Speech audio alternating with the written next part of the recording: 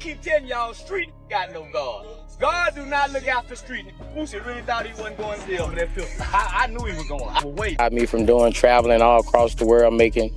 So I just want to get it over with and, you know, accept my guilty plea. I'm ready to get over it. Anything you want to say to your fans? Just say a prayer for me. I just need prayer. I don't need nothing else. Well, Charleston White was celebrating you taking the plea deal. I think he even said he hopes you die in jail and stuff like that. Yeah, I heard. The biggest thing right now was that you actually accepted a plea deal for your federal gun case. Yeah. Now, how long have you been fighting this thing from the very, very beginning? I've been fighting for probably 3 years now, probably. Wait, y'all. Boosie Badass is staring down the kind of reality that no rapper ever wants to face, a potential 10-year federal sentence in his gun case. 10 years. That's not just a pause on his career, it's a decade, a whole chapter of life, ripped away and thrown behind bars. And just when you think the hip-hop community would rally behind him in this moment to show support, to hold him down, guess who popped up right on cue to clown him? Charleston White. The man didn't waste a second. The moment the news hit the blogs, Charleston was live, acting like it was Christmas morning. He was grinning ear to ear, sipping on his drink, talking reckless, laughing like this was the best gift life had ever handed him. He said straight up he always knew Boosie would end up back behind bars. For Charleston, this wasn't tragedy, this was comedy. He bragged that he had been waiting for this day like watching Boosie fall was his personal Super Bowl. He didn't even bother hiding the joy in his voice. He said, I hope he never walked back out them prison gates. And the wild part is, you could tell he meant every word. Meanwhile, Boosie himself was singing a completely different tune. Earlier this month, he told fans he had finally accepted a plea deal. He explained that he was tired of fighting a system that seemed determined to bury him alive. That's the part that shocked everyone because this wasn't Boosie's first rodeo with this case. The charges had already been dismissed once back in 2023 after a Supreme Court ruling went in his favor. For a moment, it looked like Boosie was finally about to catch a break. The judge dropped the case, and it seemed like he could finally breathe, focus back on his family, on his music, on his life. But the feds weren't done. They came back harder in 2024 with a re-indictment for the same charge, being a felon in possession of a firearm. That charge by itself is already heavy. For most people, it's almost impossible to beat. For Boosie, with his past history, it's practically a career death sentence. He admitted it himself. Boosie said, I wasn't going to go to trial with it from the jump. I feel like this is the right move for me. I trust in God, but I'm tired of fighting. And when he wrote that online, you could feel the exhaustion pouring through those words. This wasn't the old Boosie who loved trolling, clapping back, laughing off his critics. This was a man drained by the weight of the system, typing like he was on his last ounce of strength. Fans noticed it too. They could see that he wasn't putting up a front. He wasn't flexing or pretending to be bulletproof. He sounded like a man resigned, like someone praying for peace, even if it meant sacrificing his freedom. And that's exactly when Charleston White decided to stomp on his neck. The man went live again, smiling like he just hit the lottery, clowning Boosie with zero remorse. Charleston said, going to jail. Oh, God is good. I keep telling y'all, streets ain't got no God. Boosie really thought he wasn't going to go to jail for that pistol. I knew he was going. He going to jail. All that newborn baby. Boosie won't get to see that newborn baby until that baby be walking and talking. Boosie going to jail. The way Charleston said it, with that blend of sarcasm and celebration, hit differently. Boosie hadn't even processed the possibility of losing a decade of his life. He was still facing the reality of not being there for his newborn, still grappling with the fact that his career might never bounce back. And Charleston was already out here turning it into a live comedy show, treating his pain like entertainment. He even went as far as to say he hoped Boosie died in prison. Now that's wild, even by Charleston's standards, but if you've been following him, you know this isn't new. This man has built his entire persona his whole career on being the loudest troll in hip-hop culture. And Charleston's obsession with Boosie isn't random, it's personal. Every time Boosie gets into trouble, every time his name hits the blogs, Charleston is right there like clockwork. It's like he's got Boosie's name set up on some kind of radar. The moment Boosie sneezes wrong, Charleston's online making jokes about it. That's why people keep asking, why does Charleston White hate Boosie this much? And the answer goes deeper than trolling for views. Their beef goes back years, all the way to late 2022. That was the year Kanye West had the world in chaos with that White Lives Matter shirt. Everybody was talking about it, celebrities weighing in, the culture divided. Boosie, always outspoken, stepped. He brought you up because you were attacking Kanye because of the. Nah, it's Kanye West. It just happened. Nigga been coming at me. He been coming at me. It's just, I can't respond to those people, bro. Like, that's a danger to what I got going on. Can't take no risk of losing this behind, Up and said Kanye was being disrespectful to black people. Honestly, a lot of folks agreed with him. It was one of those rare moments where Boosie was seen as a voice of reason, but Charleston wasn't having it. He jumped online blasting Boosie for even speaking on Kanye, and he didn't stop at Boosie. Instead of keeping it between him and the rapper, Charleston went after Boosie's son, Tootie Raw, dragging him into the mess. He even went at T.Y.'s son, King Harris, while he was at it. He mocked their names, their futures, said they were doomed to fail, just like their fathers. That's when the beef turned personal. From that moment, the line between trolling and a vendetta was erased. Boosie never forgave Charleston for going after his family, and Charleston never stopped. That's why his celebration now cuts so deep. This isn't just Charleston laughing at another rapper's downfall. This is years of built-up animosity spilling out in the open. He has been waiting for this exact moment, and now that it's here, he's relishing it. But let's zoom out for a second and really look at Boosie's side. For years, this man has been dodging bullets, literal and metaphorical. Baton Rouge was a war zone, and he survived it. He beat cases that should have buried him. He lived through beefs, health scares, and still came out swinging. Boosie has always been that rapper who finds a way to stand back up no matter how hard he falls. That's why this case hits differently. 10 years isn't a slap on the wrist. It's not something you just bounce back from. It's a whole era of his life gone, and you can hear the weight of that in his words, in his interviews, in the way his voice cracks a little more these days. And while Boosie is leaning on faith, trying to hold it together, Charleston is leaning into cruelty. His live streams are full of mocking Boosie's pain, turning it into content, monetizing the downfall of a man who might lose a decade with his kids. Fans are split down the middle. Some are disgusted, calling Charleston heartless for clowning a man staring at such a heavy sentence. Others are eating it up, saying Charleston is just keeping it real, exposing the hypocrisy of rappers who act untouchable until the law finally catches up.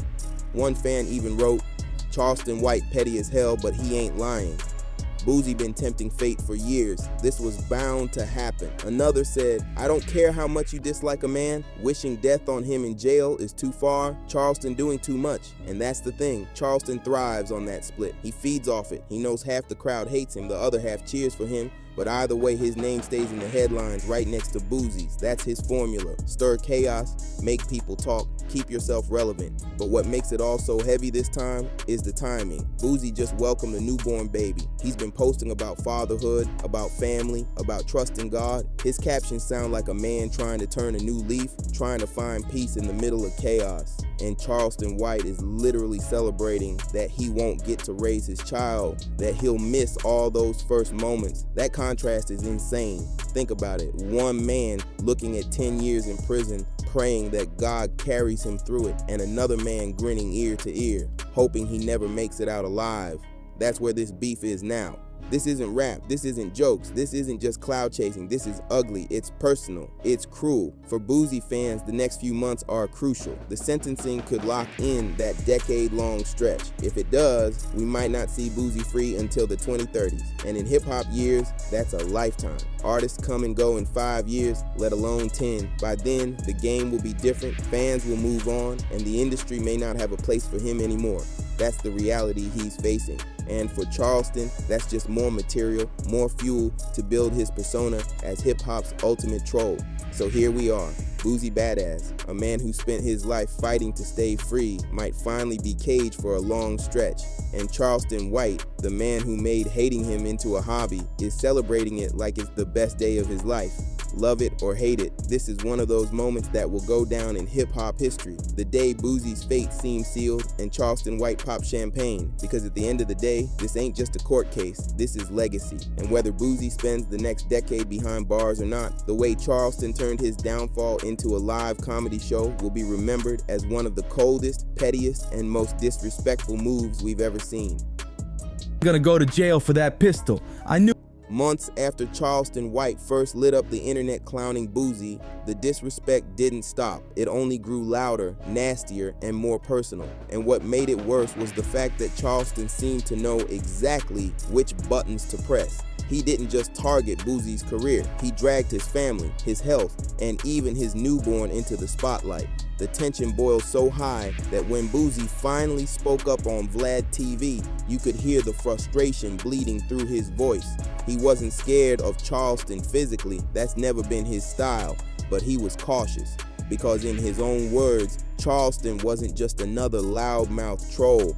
He was someone who could get a man locked up just by running his mouth. Boosie said, "I can't respond to that because once I see a man go up there and say he gonna put your ass in prison, even if you threaten him or say something about him, and he got facts to where he's put people in prison, I can't take a chance of getting involved with that. He gonna call somebody. I done seen him on some bull, he gonna call somebody." Think about that. This is Boosie, a man who's beaten charges that could have ended his life. A man who survived Baton Rouge when bullets were flying like raindrops. A man who outlived beefs that swallowed others whole. And here he is, admitting he has to tread lightly around Charleston White. Not because he's scared of him, but because Charleston has weaponized the system itself. Charleston doesn't play by the street code. He brags about calling the cops, filing reports, setting people up, then laughing about it online. That's not gangster, that's paperwork warfare, and it's something even a veteran like Boosie doesn't want to touch. Even though Boosie played it cool in that interview, you could tell Charleston was living rent-free in his head, and it didn't take long before the beef escalated again. By early 2024, it wasn't just hip-hop blogs covering it anymore. The mess spilled into internet culture. Big streamers, YouTubers, and platforms were weighing in. Aiden Ross, one of the biggest streamers online, was supposed to host Boosie on his stream. Fans were hyped, waiting to see that crossover moment. But then Boosie passed on it, not wanting to deal with Charleston's shadow hanging over the whole thing. I mean, I can't respond to that because once I see a man go up there and say he gonna put your in prison, even if you threaten him or say something about him and he's got facts to where he's put people in prison, I can't take a chance of getting involved with that. Well, listen, I don't want anything to happen. He like, I'm gonna call. I seen him on some shit. He gonna call somebody. Oh yeah, no. He calls people. He gets people arrested for threats and stuff like that. But I'm not threatening. Next thing you know, Aiden flipped the story completely. Out of nowhere, he jumped online and claimed he turned Boosie down out of loyalty to Charleston White. That was the moment the internet went nuclear. Because let's think about it. Aiden wasn't just some random kid running his mouth. He had a platform, an audience that trusted him, people who watched his streams daily. So when he said he rejected Boosie for Charleston, it gave Charleston this weird, almost fake credibility. Even if everyone knew Aiden was trolling, the damage was done. That lie exploded across social media like gasoline on fire. Suddenly, it wasn't just hip-hop blogs running with the headline. Nah, it spread way beyond rap culture. Streamers, gamers, even random kids on Twitch were suddenly talking about Boosie and Charleston White like it was some kind of WWE main event. You had reaction videos, memes, and side-by-side comparisons of the two men circulating like wildfire. I'm gonna put your in jail, waiting for the FBI to send me the right kind of number. Cause I'm finna make a report on your motherfucking people. And you make the man call your name specifically. The promoter specifically said your motherfucking name, Lil Boosie. He implemented you and implicated you. finna go to jail. Back to jail. You gonna be on your knees. Overnight, Charleston White had been elevated from internet agitator to a cultural spectacle. And that right there is Charleston's biggest weapon, chaos as clout. The situation got so messy that DJ Vlad himself had to step in. And when Vlad talks, people listen. Because let's be real, Vlad is hip-hop's unofficial court stenographer. He's the guy who asks the reckless questions, the guy rappers either avoid or run to when they need to clear their name. So when he dragged Aiden, it hit different. Vlad called Aiden out directly, saying he was playing loyal soldier to the wrong man. And then Vlad did what Vlad always does, he pulled out receipts. He reminded the world that Charleston White wasn't just some edgy internet personality. This was the same man who had literally praised Hitler and denied the Holocaust. That's not trolling, that's not funny, that's straight up hateful, and Vlad basically looked at Aiden like, this is the man you're willing to ride for? It shifted the conversation overnight. Suddenly it wasn't just about Boosie versus Charleston. It became a bigger debate about morality, loyalty, and what people were willing to do for clout. Because, make no mistake, Charleston's name had become currency.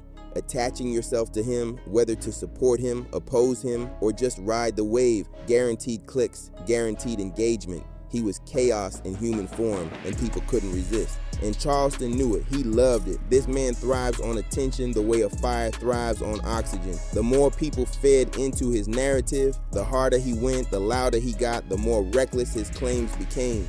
By March, Charleston was back online with another bombshell. This time, he claimed Boosie had allegedly warned promoters not to book him. No proof, no receipts, just vibes. But with Charleston, vibes are enough. Because here's the thing, Charleston doesn't need proof. He doesn't need screenshots or contracts. He just needs volume. He says it loud enough, he says it often enough, and eventually people start believing it. That's his strategy. Repeat the lie until it feels like truth. And once again, he turned it into a full-blown rant. He swore he had already reached out to the feds, that he was ready to get Boosie jammed up over what he framed as threats. He even went so far as to drag Boosie's health into it, mocking him in ways that were cruel even for Charleston. Charleston got on live and said, "I'm going to put your ass in jail. I'm waiting for the FBI to send me the right kind of number, because I'm going to make a report on your mother." It was shocking, not because of what he said, we've all come to expect wild statements from him, but because of how far he was willing to go. He hammered down, repeating Boosie's name, repeating that promoters had implicated him. He even mocked Boosie's past, referencing painful moments just to twist the knife deeper. He said, "You're going back to jail. You're going to be on your knees going to be bleeding again." That wasn't just trolling, that was psychological warfare. And the scary part, it worked. Suddenly, Boosie was being asked about these claims in interviews, and even worse, he admitted that dudes already locked up were calling him, clowning him, asking when he was going to join them. Imagine that. You're already facing the weight of a federal case, staring down the possibility of a 10-year sentence, and before you even set foot in prison, you're getting clown calls from inmates. That's insult stacked on top of injury. And Charleston, he was laughing the whole way through. He knew exactly what he was doing. When Boosie finally spoke, he said, "Man, I feel, I trust in God, man. This crazy." That's when things got even deeper. See, Boosie didn't even want a trial. He didn't want the circus. He didn't want the cameras, the headlines, the endless chatter about Charleston White. He went straight for the plea deal, and honestly, can you blame him? Because let's be real, imagine if Charleston White somehow managed to show up in court. Y'all already know he would have turned that courtroom into a stage. He'd testify, point fingers, crack jokes for the jury, then run straight to Instagram Live the second he stepped outside. He would have turned Boosie's fight for his freedom into a content skit. It sounds wild, but it's not impossible. This is a man who openly brags about calling cops, filing reports, and snitching like it's a badge of honor. And here's the kicker, Charleston's history with snitching isn't new. Back when he was just 14, Charleston was involved in a robbery with other teens. During that robbery, one of them, Antoine Doolittle, shot and killed a man named Michael Levy. When the case went to court, Charleston testified against him. Now, in street culture, that's the ultimate violation. Even if you're a kid, even if you're telling the truth, once you testify against your crew, you wear that label forever. Charleston doesn't hide from it. In fact, he brags about it. He once said, "I'm not a street kid. I'm not a criminal. I'm a kid who was raised to tell the truth." When my mama came in and said, "Son, what happened?" I told her straight. My mama had 2 paid-for lawyers. She's a well-to-do mama. I was just a rebellious adolescent. Down a brutal 10-year sentence in his federal gun case, and the internet couldn't wait to pile on. The loudest voice, and once again, Charleston White. The second the news hit the blogs, Charleston hopped on live acting like he just hit the lottery. He was cracking up, saying he always knew Boosie would end up behind bars, even bragging he'd been saving this celebration for years. Then he took it even darker, saying he wouldn't care if Boosie never stepped foot outside a prison cell again. Boosie himself had already told fans earlier this month that he took a plea deal, worn out from fighting a case that kept haunting him like a ghost. And doesn't care who's mad. In his mind, snitching isn't betrayal, it's survival. And yet, the irony is impossible to ignore. This is the same man who mocks rappers as rats, who clowns them for paperwork, while openly bragging about his own history of cooperation. Stack all of this together, and you start to see why Boosie skipped trial and went straight for the plea. The last thing he wanted was a courtroom where Charleston White could insert himself, even indirectly. Boosie knew Charleston would turn his pain into a punchline, his case into a comedy sketch, his downfall into content. And that's the nightmare scenario for any man trying to hold on to his freedom. That's why Charleston's celebrating so hard right now. To him, Boosie's downfall is confirmation, it's karma, it's validation, it's proof that everything he's been screaming, every rant, every insult, every claim that Boosie is a fake street legend bound for a cage has come true. He's been waiting for this moment, maybe even praying for it. Right now, Boosie isn't behind bars yet, but with the plea deal in play, he's closer than ever to a 10-year stretch, and the streets are split. Some are laughing with Charleston, saying Boosie brought this on himself. Others are riding with Boosie, saying Charleston's obsession is creepy, evil, and disrespectful. But no matter which side you're on, one thing is clear. If Charleston is this loud while Boosie is still technically free, just imagine the circus he'll create if Boosie actually gets sentenced. The man will probably be online with balloons, cake, and champagne, live streaming his celebration while Boosie packs his bags for prison. And that right there is the cruel irony. Boosie is holding on to God, holding on to faith, holding on to his family. He's posting about his newborn, talking about love and legacy. Meanwhile, Charleston White is holding on to hate. He's making content out of another man's collapse. To him, Boosie's pain isn't tragedy, it's entertainment. And in a twisted way, that's why people keep watching. Because this isn't just a legal case anymore. It's a saga, a battle between a man trying to cling to dignity in the face of a decade-long sentence, and another man dancing on his downfall like it's his greatest victory. And in the end, the only question left is this: will Charleston White finally get the finale he's been waiting for? Boosie, you done got too much. You done let these niggas play you too motherfuckers. This internet dumb and it. Say what Lil Tootie gonna do now? What Lil Tootie say? Listen, Vlad TV. Vlad ain't for Vlad post everybody going to jail but Boosie. Somebody tag Vlad TV. See, I'm not a street kid. I'm not a criminal. I'm a kid who was raised to tell the truth. When my mama come in and say, "Son, what happened?" Mama, I didn't do that. I got paid for a lawyer. I got 2 lawyers, Carl Mallory and Louis Stearns. Louis Stearns became Judge Stearns, Judge Louis Stearns. But nigga, I had 2 paid for lawyers. My mama is a well-to-do mama. I'm just playing, I ain't playing. I'm an adolescent going through an adolescent stage of rebelliousness. Ain't no street. Hell yeah, I'm gonna tell on you. I've been telling. Boosie behind bars, silenced, locked away, or will Boosie somehow flip the script one last time and walk free? Whatever happens, one thing's for sure: if Charleston has anything to say about it, the circus is only just beginning. Subscribe and press the bell icon for more updates on this drama.